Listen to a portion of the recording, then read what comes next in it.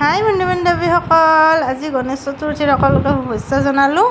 এয়া গণেশ মন্দিৰলৈ যাবলৈ ওলাইছোঁ। ৰাতিপুৱা গা পা ধুই কাপোৰ কানি পিন্ধি লৈছোঁ। এতিয়া গণেশ মন্দিৰলৈ যাম। ৰঙা মেখেলা চাদৰ পিন্ধি যাব লাগে বোলে গণেশ মন্দিৰত, সেইকাৰণে আজি ৰঙাই পিন্ধি লৈছোঁ।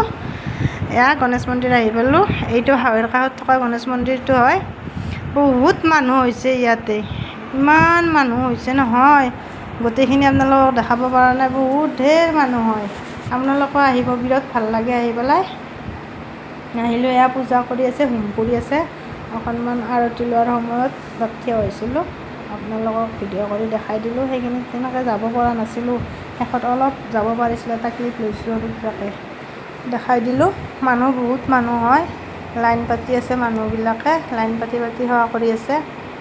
আমি অলপ যাই সেৱা কৰিলোঁ আগুৱাই, তেতিয়া অলপমান এটা ক্লিপ ৰাখিছিলোঁ আৰু এয়া।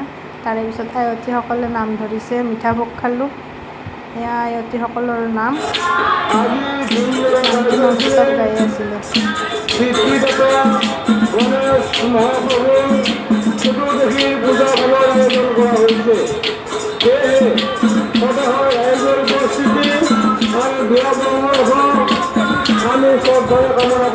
তাৰে পিছত ভগৱানৰ ওচৰত প্ৰাৰ্থনা কৰি মিঠা ভোগ চোগ খাই মন্দিৰৰ পৰা আজি বিদায় ল'লোঁ। আজিলৈ আহিছোঁ।